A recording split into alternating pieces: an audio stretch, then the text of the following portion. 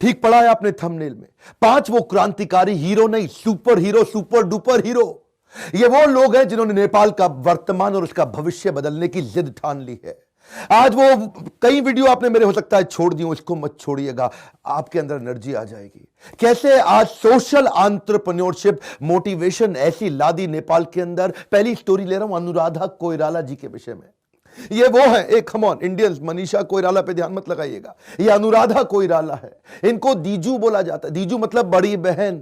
ये नेपाल की mother Teresa है, जो आज child right activist, women right activist, औरतों को और बच्चों को विदेशों में बेच दिया जाता है। इसको बोलते हैं women trafficking, child trafficking, bonded labour, बंधुआ मजदूर बना करके एक बार में एक मुश्त पैसा लेके बेच दिया जाता है जिंदगी भर के लिए।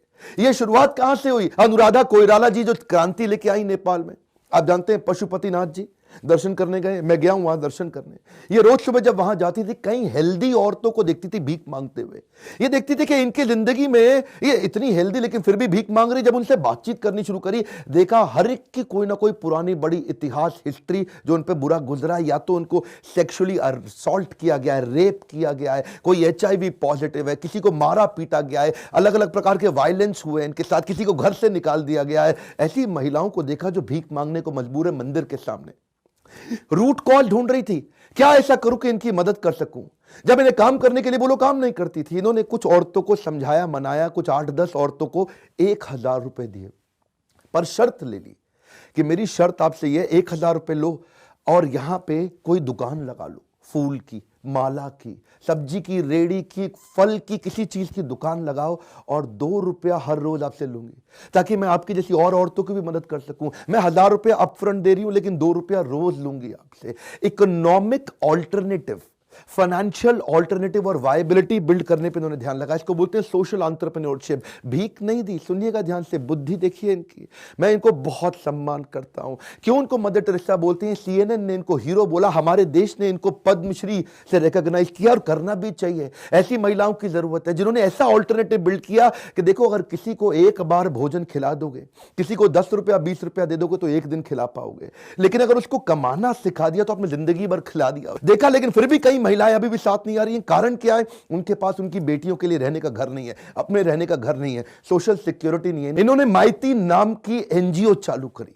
किसी ने इनको बताया कि अगर तुम NGO चालू करोगे तुम्हारे को डोनेशन मिल सकता है। और एक ऐसा NGO चालू किया, माइती का मतलब है मदर्स होम फॉर विमेन। उन औरतों के लिए घर बनाया, पहले 2 कमरे लिए किराए पे, वहां से इन्होंने शुरुआत करी और आज अब तक लगभग 1.25 लाख औरतों को या बच्चों को ये बचा चुकी है, जिनको ये मदद पहुंचा चुकी है। नेपाल की वो क्रांतिकारी महिला जिनको भारत और नेपाल नहीं पूरा विश्व इनके आगे नतमस्तक हो जाता है। औरतों को बेचने वाले ऐसे कई लोगों को जेल पहुंचा चुकी है अभी। अब इनका एक ही मुद्दा है, औरत और बच्चे को बेचा नहीं जा सकता, उनको एम्पावर किया जाए। Real men don't buy girls. और आज मेरी अगली पावरफुल स्टोरी है डॉक्टर संदूक रुइत के बारे में। डॉक्टर संदूक रुइत नेपालियों के लिए और विश्व के लिए भगवान से कम नहीं है। ये वो व्यक्ति हैं जिन्होंने कैटरैक्ट से होने वाले अंधेपन को समाप्त करने का बीड़ा उठा लिया। इन्होंने अपनी इस सर्जरी की कॉस्ट को 90% तक कम कर दिया और जो लेंस बनते थे उसको इन हाउस नेपाल के अंदर इतनी इंटेलिजेंस इन्वेस्ट करी। 7,500 रुपए की आइटम है, गरीब आदमी अफोर्ड नहीं कर सकता, उसको 250 रुपए के ले आए। 1.25 लाख गरीबों का यह इलाज कर चुके हैं जो पैसा ही नहीं दे सकते, उनका फ्री में इलाज कर दिया इन्होंने, उनको आंखें दी। वो मां जिसके जो अंधी थी, जो देख नहीं सकती थी, उसके बच्चे भी बर्बाद हो जाते थे। मेरी बात समझिएगा, उसके बच्चे इसलिए बर्बाद हो जाते क्योंकि वो उनको देख ही नहीं सकती, बच्चे भी भीख मांगने पे मजबूर हो गए। इन्होंने उस मां का इलाज किया। अब क्या हुआ? अब मां काम कर रही है और बच्चे स्कूल जा रहे हैं। बहुत बड़ा सोशल परिवर्तन, this is called social entrepreneurship. ये हुआ कैसे डॉक्टर रुइत के जीवन में? जब ये छोटे थे ना, तो इनके 3 भाई बहन, उनका देहांत हो गया क्योंकि इनके पास पैसा नहीं था इलाज कराने के लिए। दिल को यह बात छू गई, बहुत दर्द कर गए इनको। तो इन्होंने सोचा कि मैं डॉक्टर बनूंगा, लेकिन पैसा कमाने के लिए नहीं, प्रॉब्लम सॉल्व करने के लिए। हर आदमी प्रॉफिट पे दिमाग लगाता है, ये प्रॉब्लम पे दिमाग लगा रहे थे। आज इनकी सेवाएं नेपाल से बाहर निकल के लगभग 50 देशों में अपनी सेवाएं दे रहे हैं। रेमन मैग्सेसे अवार्ड मिला इनको और उसके अलावा हमारे देश ने भी इनको पद्मश्री से नवाजा गया। इनफैक्ट ये वो व्यक्ति हैं जिनको वास्तव में भगवान जैसा माना जा रहा है आज नेपाल के अंदर। क्यों? क्योंकि बीड़ा उठा लिया है। डॉक्टर रोहित बताते हैं कि आज भी लगभग 2 करोड़ लोग ऐसे हैं जो कैटरैक्ट के कारण अंधेपन से गुजर रहे हैं पूरे विश्व के अंदर, और इनका ऐसा मानना आने वाले समय में यह संख्या 8 करोड़ हो जाएगी, और 8 करोड़ में 90% लोग एशिया के देशों में, डेवलपिंग कंट्रीज के ही होंगे। यानी कि जो गरीब देशों के लोग हैं वो इलाज भी नहीं करा पाते, और इसका इलाज संभव है, पर इलाज क्योंकि महंगा था उसको उन्होंने कम करके दिखाया। मेन मुद्दा समझिए, ये माइंड है बड़ी पावरफुल चीज है।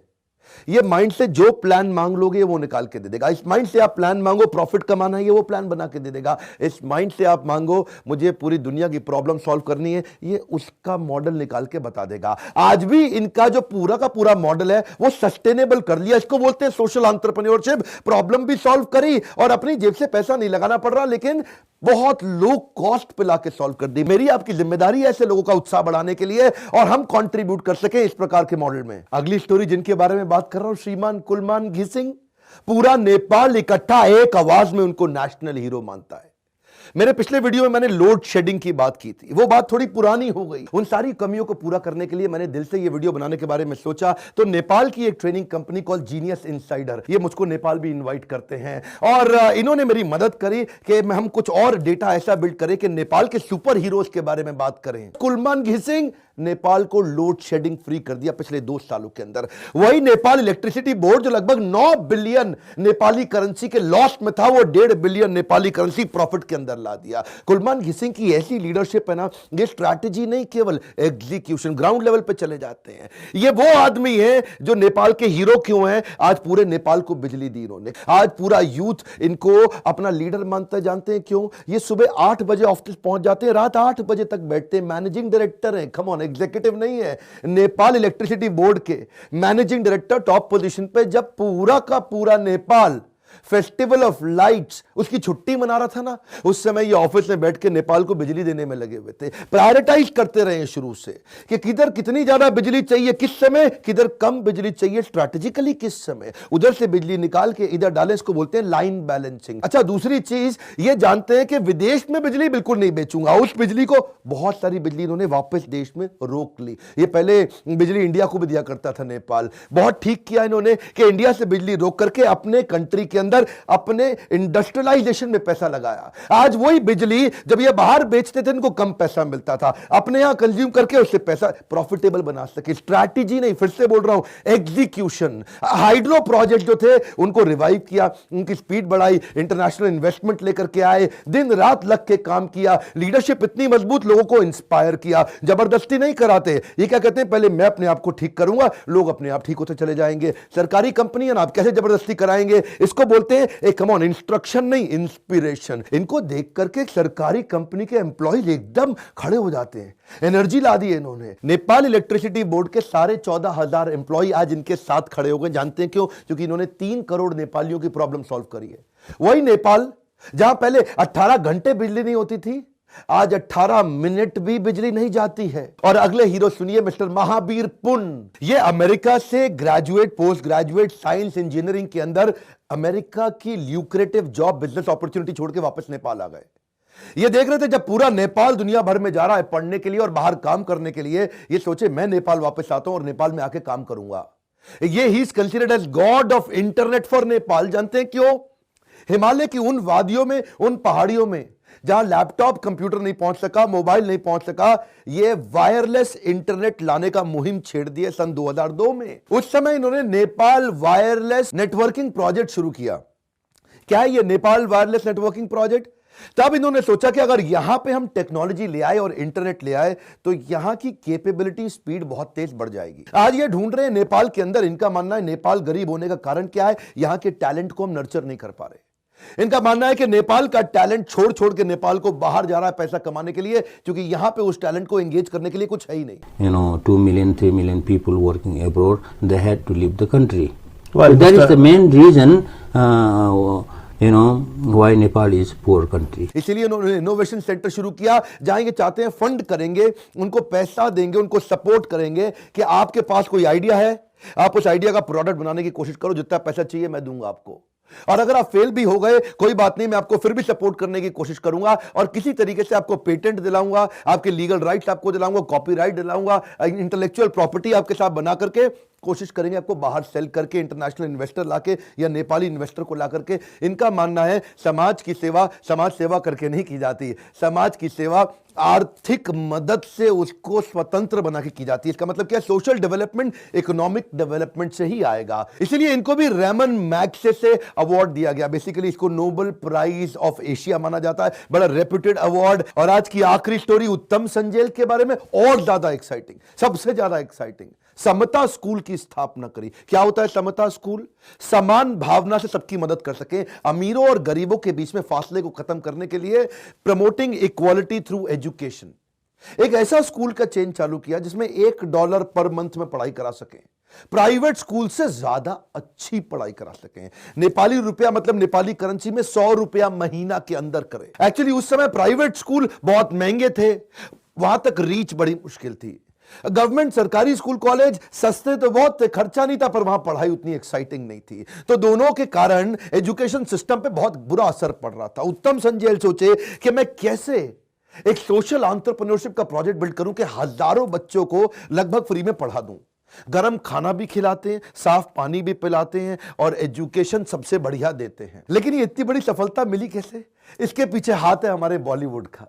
उत्तम संजेल बचपन से हीरो बनना चाहते थे, अमिताभ बच्चन, शाहरुख खान, सलमान खान, और ये सोचते थे मैं हीरो बनूं जाके बॉलीवुड में। ये गए वहां जाके इन्होंने देखा, एक चीज इन्होंने वहां से सीखी, और कुछ सीखे ना सीखे। ये क्या कहते हैं कि बॉलीवुड के अंदर सेट बनाने के लिए फिल्म का बैम्बू की बल्लियों से, उनकी स्टिक से, बैम्बू से ही सेट बना दिया जाता था। लो कॉस्ट सेट तैयार करते थे बैम्बू से तुरंत। ये देखिए यार, बॉलीवुड से ये आइडिया समझ में आ गया कि बैम्बू का सेट तैयार किया जा सकता है, और उसी का सेट तैयार करके क्यों ना मैं स्कूल और कॉलेज बना दूं यहां पे। और अगर लो कॉस्ट, बहुत सस्ती जमीन पे खेतों के अंदर बैम्बू के मैं स्कूल कॉलेज बना दूं तो पैसा तो लगेगा ही नहीं, और पढ़ाई कराना मेरे लिए बहुत सस्ता हो जाएगा। हमारे देश के लोगों की तरह नहीं, हमारे यहाँ बच्चे सारे ऐसा ऐसा करके डांस करते हैं बॉलीवुड से, वो म्यूजिकली टिकटॉक पता नहीं क्या क्या कर रहे हैं, और कुछ हिल हिल डुल डुल के अपना कैमरा बना।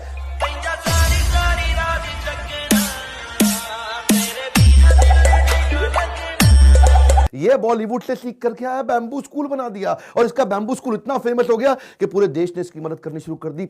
77 डिस्ट्रिक्ट के अंदर हजारों बच्चों को उन्होंने इस समय पढ़ा दिया। हजारों बच्चे स्कूल भी हो गए, college, graduate, post graduate college तक बैम्बू स्टिक पे बना दिए, और क्वालिटी पढ़ाई की। आज प्राइवेट स्कूल वाले घबरा गए, उनसे कंपीट करा पा रहे हैं। 100 रुपया महीना के अंदर आज देश इनकी मदद कर रहा है। इसको बोलते हैं सोशल एंटरप्रेन्योरशिप। इनका ये लो कॉस्ट बैम्बू स्कूल का मॉडल अल जजीरा भी कवर करने आया, और क्या देखे कि नेपाल में कितना भी अर्थक्वेक कहा जाए, इनका बैम्बू स्कूल अर्थक्वेक प्रूफ है, इन पे अर्थक्वेक का भी असर नहीं पड़ने वाला। और दूसरी कमाल की चीज, 300 रुपए में शादी किया, मांग टीका सिंदूर लगा के, फटाफट फूल माला और फेरे लगा के खत्म शादी।